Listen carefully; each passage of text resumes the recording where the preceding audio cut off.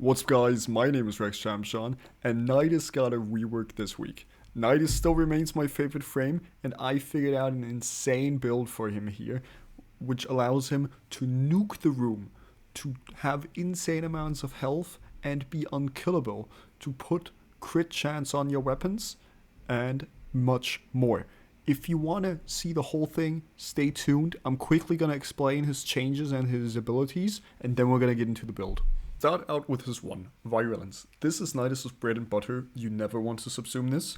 And what you do here, you put out stacks on the ground, and the big change here is, because what used to happen, enemies in your path, you put out the stack, and it will get you one, because it props up to 5, it will get you one part of the, or 1/5 of the stack per enemy hit. What happens now is you get the 1/5, and then in seconds where it lingers, it will proc another 1/5 of a stack. So it's a massive change. You'll see here in this clip as well all the effects stack, such as health gain and damage as you go up in stacks. The augment mod Nidus is most known for is Abundant Mutation.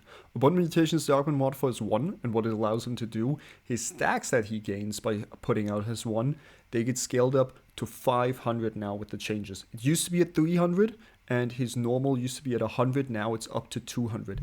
The only difference it makes, and you'll see that in the passive at the end of the explanation, your Undying has a 30-second cooldown, which is his passive. I'll get into that in a second.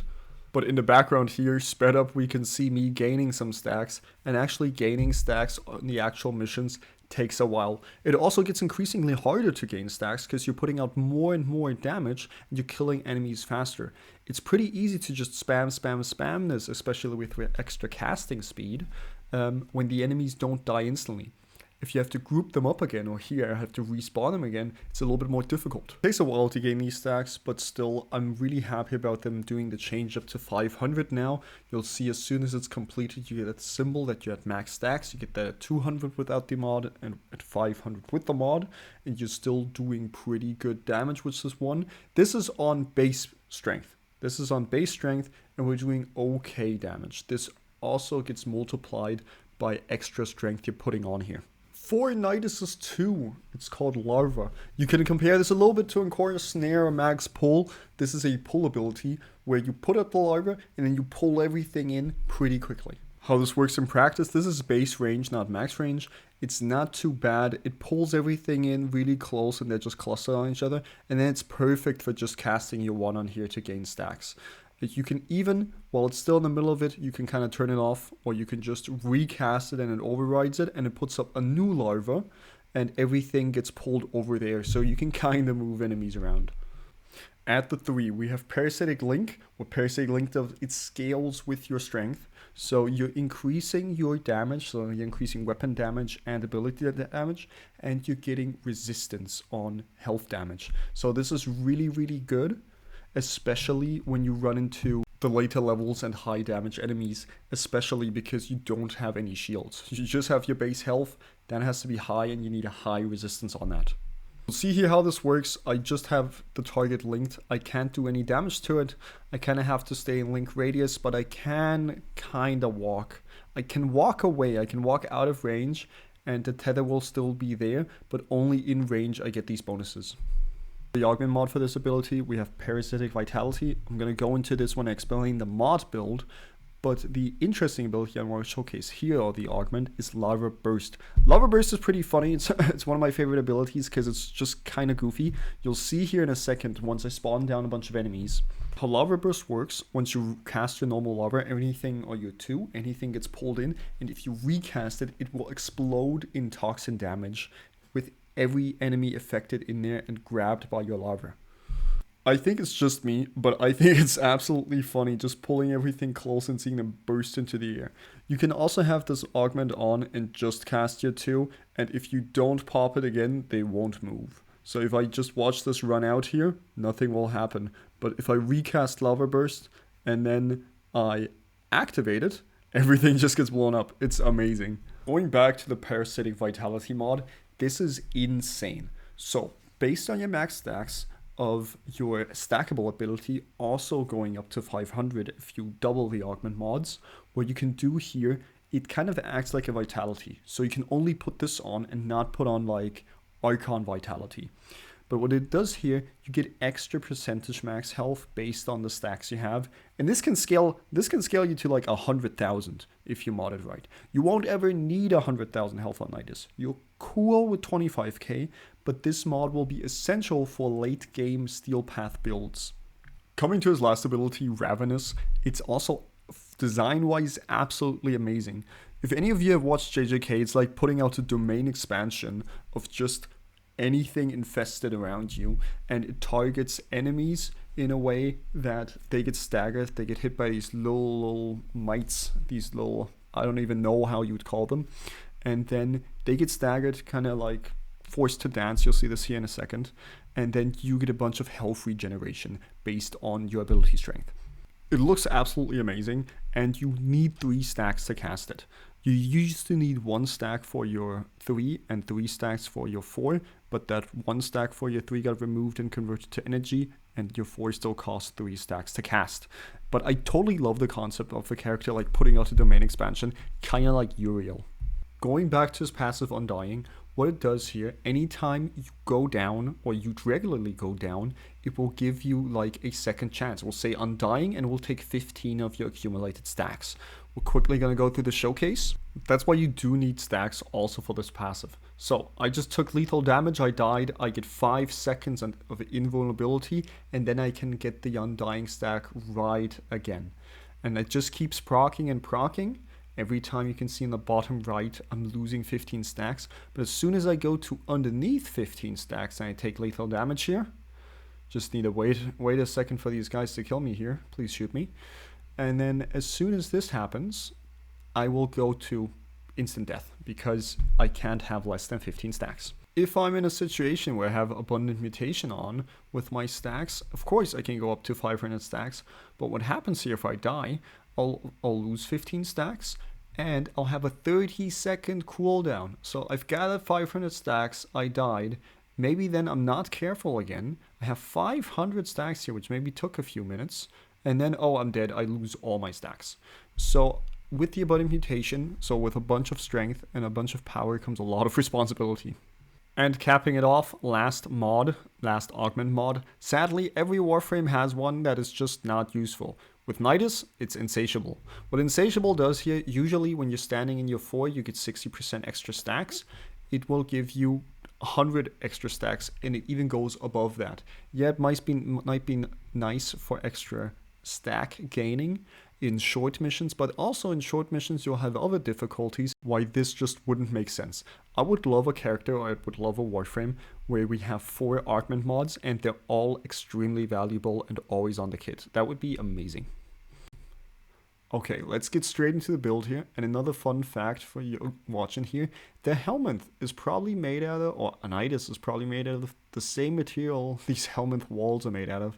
That's why I go into my Ravenous form here. Anytime I come out of it, it's gone. So let's look at this build and what I've come up with. For Nidus here, we have different possibilities, different things I'm running a little bit. I also have an Ensnare build going, but with this Subsume, we're putting Roar on the 4. I know it's controversial. There is other abilities we can get rid of here. The 1 is absolutely crucial, the 3 for the health 2. And for kind of how I have this build set up, we need a 2. So this only leaves the 4, but trust me, we'll have enough health regen that we don't need the 4. Roar is essential. We always see we have a bunch of strength on here. So anytime we cast Roar, we're almost doubling this. So it is effective and it makes sense on Nidus here. Another thing we're running here, strength. We're also using his weapons here. So we have a growing power on here. And then for how it's set up, I'll quickly tell you what's essential. Essential is growing power, Larva burst, Parasitic vitality, blind rage, Umbral Intensify, and Archon Continuity. The other mods, Stretch, Piercing Roar, Transient Fortitude, Cunning Drift, they're pretty much optional. So technically I can take these 5 off and be like, whatever we put on here. How it's set up, the only mod we can really say, because this is a really good base build, the only mod we can really say is this one, which is taken off. This was Piercing Roar. You can put this on here. We can put on Teeming Virulence. This is pretty good if you're incorporating really strong weapons and maybe your Nidus is lacking behind because you don't have all the mods or them all leveled up and you're just using teaming Virulence because you have strong weapons. You can totally run this. I didn't even run Piercing Roar on most of the gameplay showcase I'll have here. For the augments, Arcane Bellicose is insane on Nidus here because of course we're going to have above 200 max health. And we're getting the most strength we can get. Mold Augmented will have the problem. 250 kills and then we're only getting 60%. We have 72% here. Perfect. And then we have Arcane Energize. I know a lot. I've seen a lot of builds and I've seen a lot of, because I've been playing Nidus for, I think it's 8 years now. And I've had pretty good builds for the last 4. And I've seen a lot of people saying, yeah, his Virulence, we get enough energy through that. Every time we cast here, we get some energy back. And that will help us enough. But it doesn't. You could even swap this out with a Streamline if you want even more. Which I actually suggest if you're running a lot of team missions, you put Streamline on here. But Arcane Energize is going to save you from running Zenuric, and it's going to save you whenever you're in a drought. Because I don't want to farm up a tons of energy. I'm not getting a ton of Nidus anyway. Or you just run Energy Nexus. That also works perfectly. I just want to avoid that we have to run a Zenuric in our focus school here. A little showcase for anybody who wants to copy this. This is a pretty fun build. I will showcase a little video on this towards the end. If you get rid of his 2... and you put on Ensnare. The key mechanic here is what you're doing for especially high levels or certain farming missions, or if you're just trying to have some fun solo, you put your Parasitic link on a target, which makes it unkillable. And then you put your Ensnare on. Because the problem with Korra is I usually use Ensnare, and then what happens, I kill the target because I'm just nuking everything.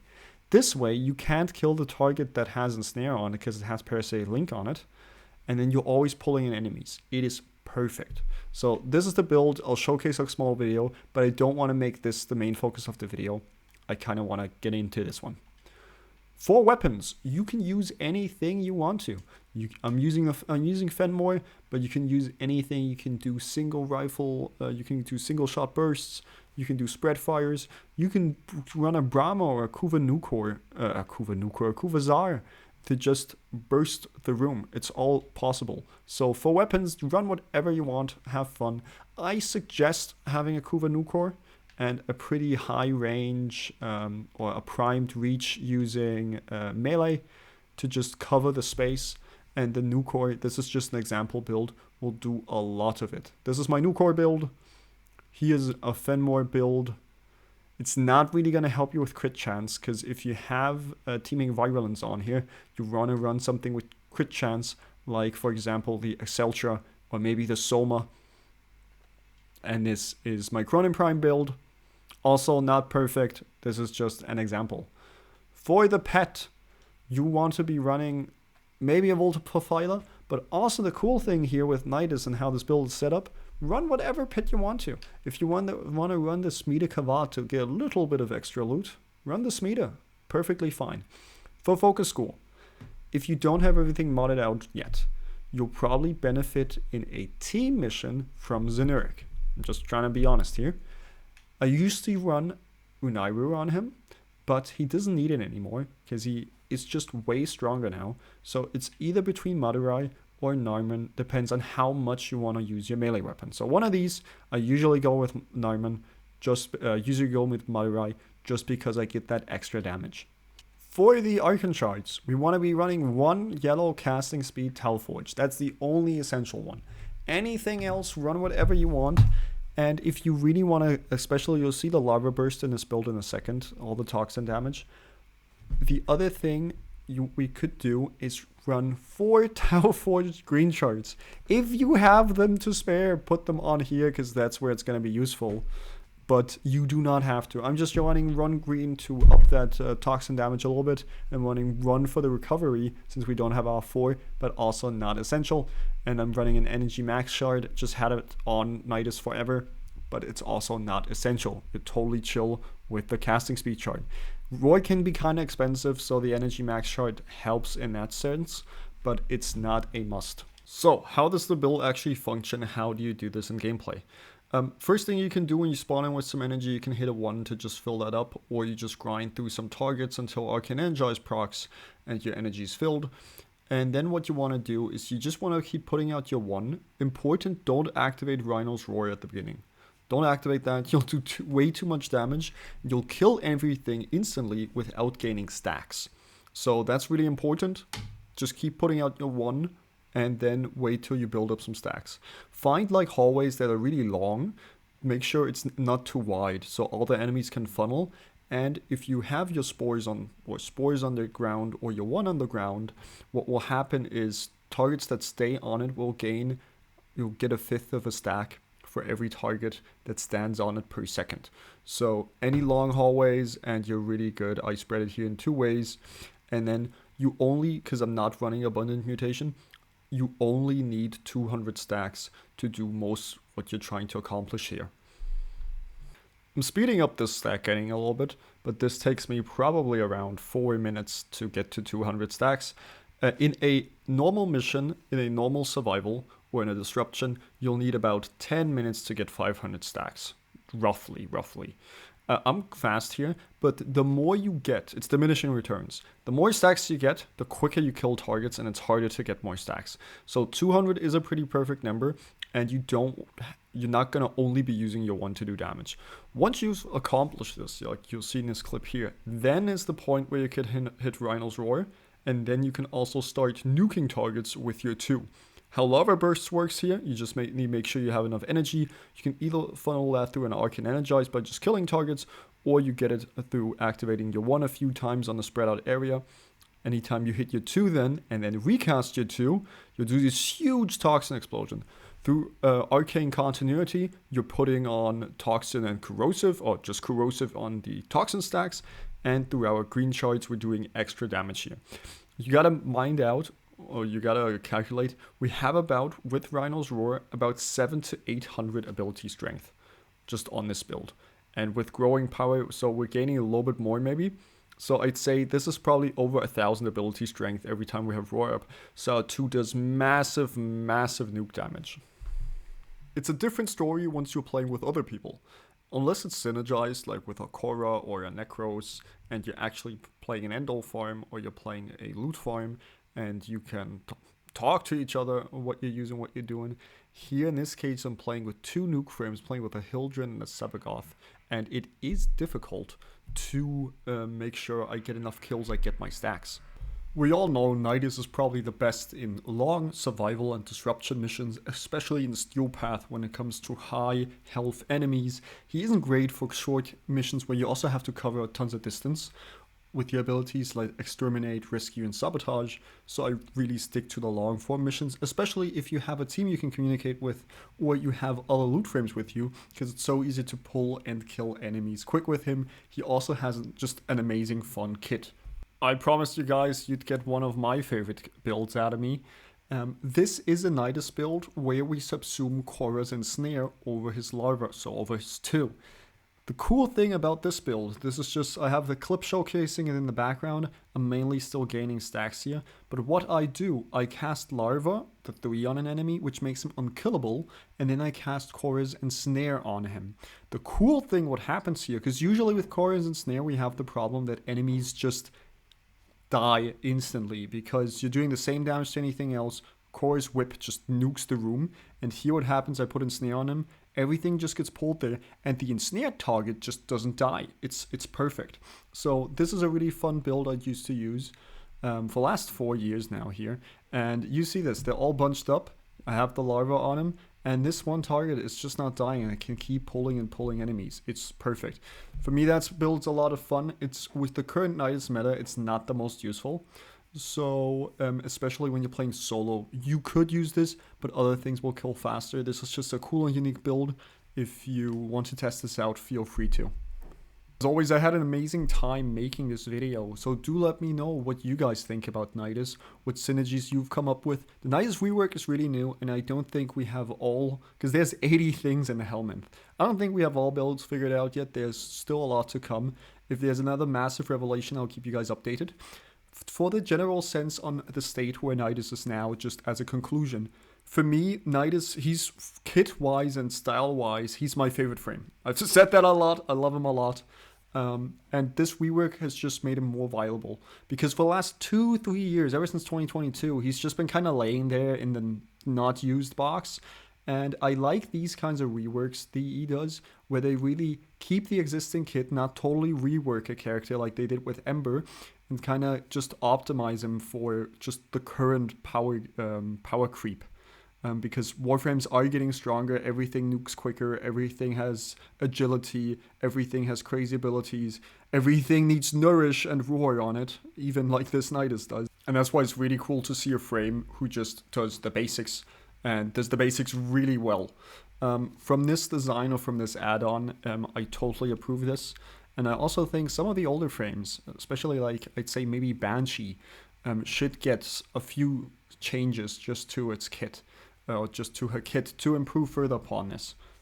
That's gonna be it with the video. Like I said, do let me know how you guys build Nidus, what you've come up with after the rework. And I've had a great time making this video. For all of you still watching, you guys are legends. Do check out some of the loot frame guides I did. I did an amazing Necros and Courier video. And that's about it. Thanks, guys.